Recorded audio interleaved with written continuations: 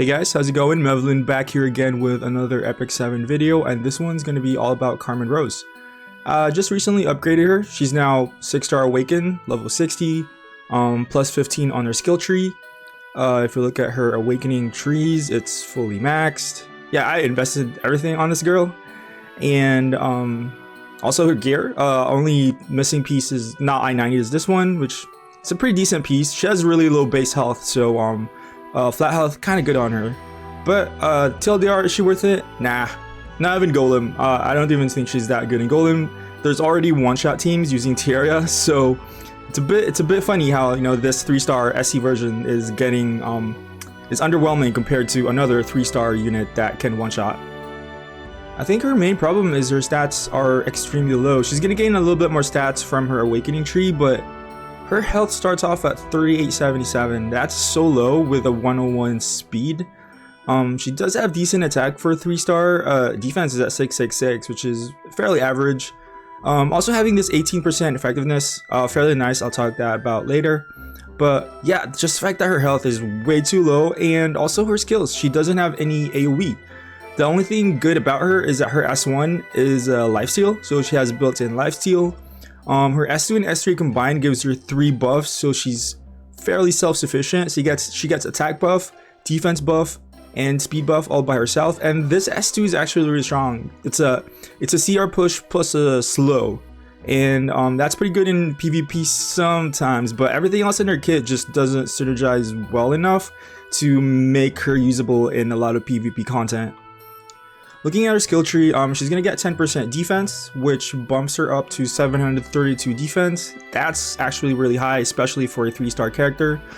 For the health though, she starts off way too low that this 15% doesn't really benefit her a lot. It goes up to 4367, which is very low, almost close to Tamarin low, so you're going to want some flat health on her.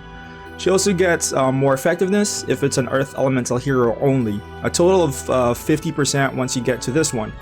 And providing her with also the 18% effectiveness on her base, that gives her a base of 68% on green heroes, which means you're not going to need any effectiveness when you're trying to hit the Golem boss, since the Golem boss only has 80% effect res. She also got a 60% chance to provide unhealable only if it's an Earth hero or unit with her S1. Again, very useful into the Golem boss, but it's Golem boss, so this one's actually kind of meh as well. And lastly, she gets 10% critical hit damage. Next up, she decreases combat readiness by additional 5% when using Vengeful Strike. Now it goes all the way to 60%. It's 55% at max Mola, so you get a maximum of 60%. And she gets 5% chance to get greater attack buff on her S3, which is she gets regular attack buff already, so you get 5% chance to get greater attack buff. I don't know why they even bother putting this here. And also when she dispels buffs on her S3, she gives everyone on her team except herself 20% CR. And lastly, she does 10% more damage on units with no buffs, which goes really well with her S3 since she has a strip on her S3. And finally, her devotion skill is a 48 defense on release and a 72 defense on self-imprint concentration. For her specialty change quests, it's actually one of the easier ones to do. The easiest ones to do in this list is to camp in Labyrinth 2 times. You can only camp once per Labyrinth run, so you're going to need 2 tokens if you're doing regular Labyrinth, or you're going to need 4 tokens if you are doing raids. The next one is to win 50 arena battles. It might sound difficult, but it's actually not that bad, since you can either do regular arena or you could also do RTA. RTA matches do count, but what you want to make note is you have to win the battles. You can't just go in and sprint, so you need to actually try hard for this one a little bit. So I just learned that you can actually do lobbies for this. It does count. Only one player gets counted because you have to win, like I said. So the even easiest way to do this is go to a lobby with a friend, and then one of you concede. If both of you want to get the achievement, then you have to do this 50 times, 25 times for each players. But yeah, this is probably the most fastest way to do it. It's a bit tedious, but it's very easy. The last one is to eliminate 500 monsters from the Sacred Kingdom. The fastest way to do this is to go to Unrecorded History 1-S3. Each run will net you 9, so you're gonna need 56 runs, which will cost you 448 stamina. So to answer the question, does she work on the Golem boss? Yeah, she does for the most part. She's got an buffable on her S3 and unhealable on her S1, both of which are really good debuffs to bring into the Golem boss. Her S2 has a slow, which isn't as good because most of the damage the boss does is from that counter attack S3. So the boss not taking any turns doesn't really matter since you're still going to be taking a lot of damage from that counter attack. She's also fairly self-sustainable. She has life steal on her S1, and she also gives herself very good buffs. Attack, speed, and defense buff are all in her kit. So for this team, I decided not to bring a healer because if I'm bringing a healer, then what's the point of Carmainerose?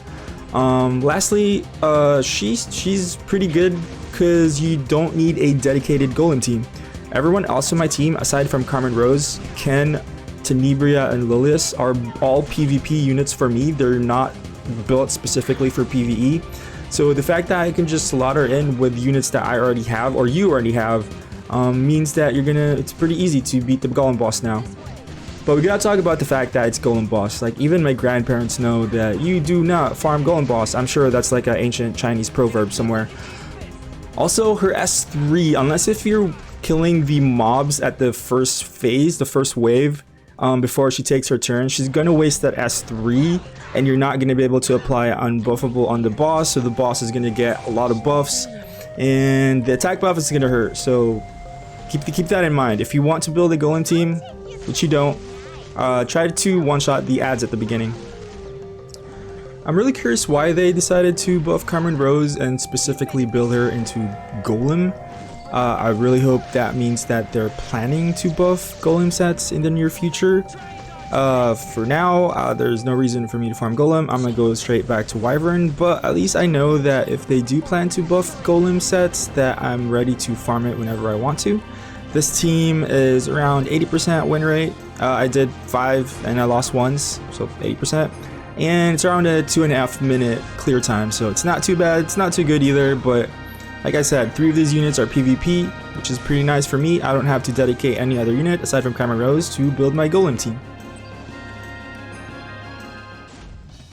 So I have brought my Carmainerose into high level RTA. I actually lost like maybe 5 fights before this one where I finally got a 1. Spoiler alert, I won this one obviously because I'm showcasing it.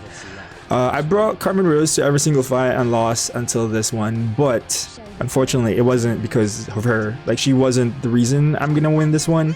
I could have brought my 6-star Terra Phantasma and I still would have won. So I'm against a champion player. He first picks RB. I'm just gonna head and pick FCC plus LQC. Pretty passive neutral picks. Not a lot of counters into that team.